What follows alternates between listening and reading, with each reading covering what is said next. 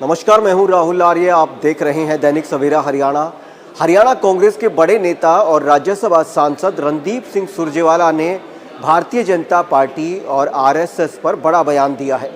रणदीप सिंह सुरजेवाला ने आरएसएस को लेकर और भारतीय जनता पार्टी की सरकार को लेकर बड़े सवाल खड़े किए हैं, बड़ा बयान दिया है, जिसमें वो ये कहते हुए नजर आ रहे हैं कि आरएसएस के ऑफिस के लिए दिल्ली में मंदिर को तोड़ दिया गया। जो भारतीय जनता पार्टी सनातन की बात करती है, धर्म की बात करती है, वो मंदिरों को तोड़ देती है केवल आरएसएस के ऑफिस बनाने को लेकर। उसके साथ साथ वो जिस तरीके से माघ मेले के अंदर, प्रयागराज के अंदर शंकराचार्य के साथ जो भी बदसलूकी हुई या जिसको वो बदसलूकी का नाम दे रहे हैं, उनको स्नान नहीं करने दिया गया, उस बात को लेकर भी वो यूपी सरकार और भाजपा सरकार पर बड़े गंभीर सवाल खड़े कर रहे हैं। वो ये कह रहे हैं जिस तरीके से मंदिर तोड़े गए आरएसएस के दफ्तर के लिए, जिस तरीके से शंकराचार्य को स्नान नहीं करने दिया गया और जिस तरीके से जो भारतीय जनता पार्टी के हरियाणा के नेता बयान जारी कर रहे हैं, बयान दे रहे हैं, तो कहीं ना कहीं उनके बयानों से अहंकार झलकता है और भारतीय जनता पार्टी या सरकार भाजपा की वो अहंकार के नशे के अंदर चूर है। इस तमाम मुद्दे को लेकर, तमाम बात को लेकर वो आखिर कुरुक्षेत्र पहुंचे थे, जहां पर 10 दिवसीय उत्तराखंड और हरियाणा के जो जिलाध्यक्ष कांग्रेस के हैं उनका एक शिविर चला हुआ है, जिसके अंदर कल राहुल गांधी भी शामिल होंगे, जिसमें जो पॉलिटिकल टिप्स हैं या पॉलिटिकल जो ट्रेनिंग है वो जिलाध्यक्षों को दी जा रही है। और आपकी जानकारी के लिए बता दें कि लंबे वक्त के बाद हरियाणा में जिलाध्यक्ष बनाए गए हैं, कांग्रेस का संगठन बनाया गया है और कांग्रेस का संगठन बनाने के बाद कांग्रेस के जिला अध्यक्षों की ट्रेनिंग चालू है। 10 दिन का ये शिविर है, जिसके अंदर कल राहुल गांधी शामिल होंगे और उसी ट्रेनिंग कैंप के अंदर या उसी शिविर के अंदर आज रणदीप सिंह सुरजेवाला शामिल हुए थे, जहां पर उन्होंने भारतीय जनता पार्टी की सरकार को लेकर और आरएसएस को लेकर अपना बयान जारी किया है। अब इस पूरे मामले को लेकर आखिर रणदीप सिंह सुरजेवाला ने क्या कुछ कहा है वो आपको सुनवा दें। कल राहुल गांधी जी भी आ रहे हैं ट्रेनिंग के। कांग्रेस पार्टी ने हरियाणा और उत्तराखंड के हमारे जो जिला अध्यक्षगण हैं उनके लिए एक 10 दिन का ट्रेनिंग कैंप, ताकि राजनीतिक परिप्रेक्ष्य क्या है देश का, सामाजिक परिप्रेक्ष्य क्या है, देश के प्रदेशों के मुद्दे क्या हैं, लोगों की समस्याएं क्या हैं, उनका हल और आंदोलन की जो गतिविधि है उसे किस प्रकार से तैयार करना है। श्री सचिन राव जो हमारे ट्रेनिंग विभाग के अध्यक्ष हैं अखिल भारतीय कांग्रेस कमेटी के, वो हर जगह हमारे जिला अध्यक्षों को लेकर इस प्रकार के ट्रेनिंग कार्यक्रम का आयोजन करते हैं।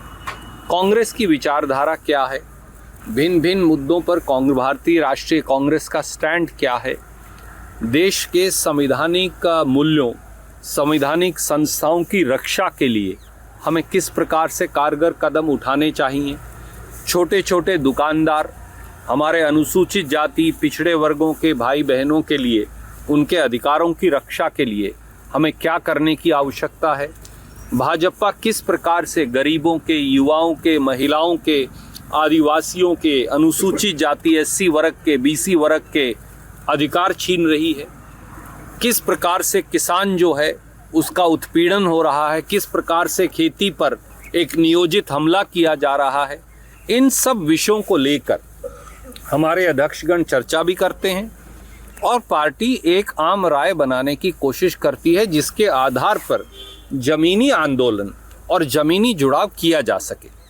एक बेहतरीन कदम है जो भारतीय राष्ट्रीय कांग्रेस ने उठाया है और मैं प्रदेश कांग्रेस कमेटी के अध्यक्ष राव नरेंद्र सिंह जी को और पूरी टीम को उनकी इस बात के लिए शुभकामनाएं और मुबारकबाद देता हूं कि उन्होंने अपने प्रांत का भी, हरियाणा का भी, हरियाणा के साथ साथ देवभूमि उत्तराखंड का भी, दोनों का कैंप जो है जिला अध्यक्षों का यहाँ लगाया है। और मुझे विश्वास है कि हमारे जिला अध्यक्ष वैचारिक तौर से, आंदोलनात्मक तौर से और ज़्यादा लेस होकर इस कैंप से निकलेंगे। तो क्या बाकी तो वो अपना राहुल जी आएंगे, खास तौर पे जिला अध्यक्ष उत्तराखंड और हरियाणा? देखिए, मैं प्रदेश कांग्रेस कमेटी के सम्मानित अध्यक्ष से कहूँगा कि वो इस बारे में उनका पूरा कार्यक्रम जो है आपको सूचित करें। जो मुझे जानकारी है कि वो लगभग 10 बजे अम्बाला कैंट से यहाँ आएंगे और वो जिला अध्यक्षों से बात करेंगे।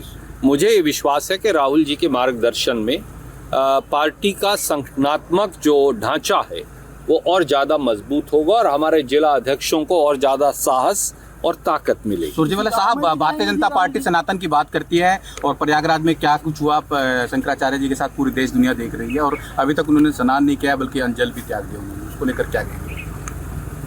हिंदू सभ्यता और संस्कृति में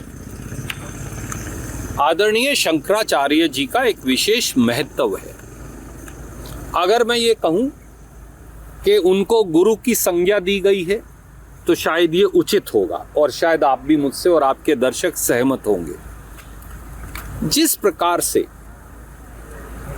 शंकराचार्य जी को अपमानित करने का षड्यंत्र किया जा रहा है, एक बात है जो अनजाने में हो जाए, आदमी भूल से कर दे, गलती स्वीकार ले, पर नहीं, यहां चोरी और सीनाजोरी दोनों हो रही है। भाजपा की सरकार सबसे बड़े धर्म के सिद्ध जो हैं शंकराचार्य जी, पहले उनको अपमानित करती है, छत्र भी तोड़ दिया उनका, और अपमानित करने के बाद इस बात का घमंड और अहंकार भी करती है कि वो शंकराचार्य जी को अपमानित कर सकते हैं। मैं आपके माध्यम से दर्शकों और पाठकों को आपके कहूंगा कि क्या गंगा जमुनी तहजीब की हिंदू सभ्यता की क्या ये रीति और नीति हो सकती है? क्या धर्म और संस्कृति का ये रास्ता हो सकता है? क्या संस्कारों से ओतप्रोत भारत की तहजीब का ये चरित्र हो सकता है? तो सबका जवाब नहीं में आएगा। तो ये दिखाते हैं कि ये लोग जो आज सत्ता में बैठे हैं वो इतने अहंकारी और मठाधीश बन गए हैं कि वो ना किसी धर्मगुरु का सम्मान करते, ना संस्कार और संस्कृति की पहचान करते, ना वो भारत के अदब को जानते, ना वो भारत की तहजीब और तरीके को पहचानते। और बार बार जो वाराणसी में घाट पर हुआ, जिस प्रकार से वाराणसी के घाट और पवित्र मूर्तियों को जिस प्रकार से ध्वस्त किया गया, मैं स्वयं वाराणसी जाता हूं लगातार, वाराणसी में 300 से ज्यादा मंदिर गिरा दिए गए।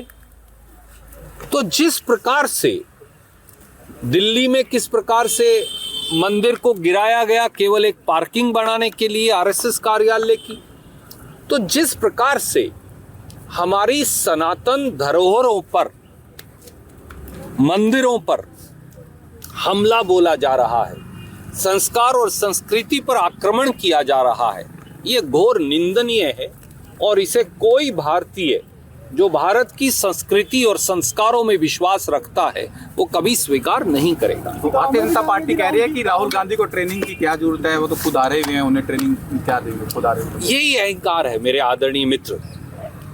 याद करिए, भाजपा के 2 सांसद थे, क्या राजीव गांधी जी ने या कांग्रेस पार्टी ने उनका उपहास उड़ाया था?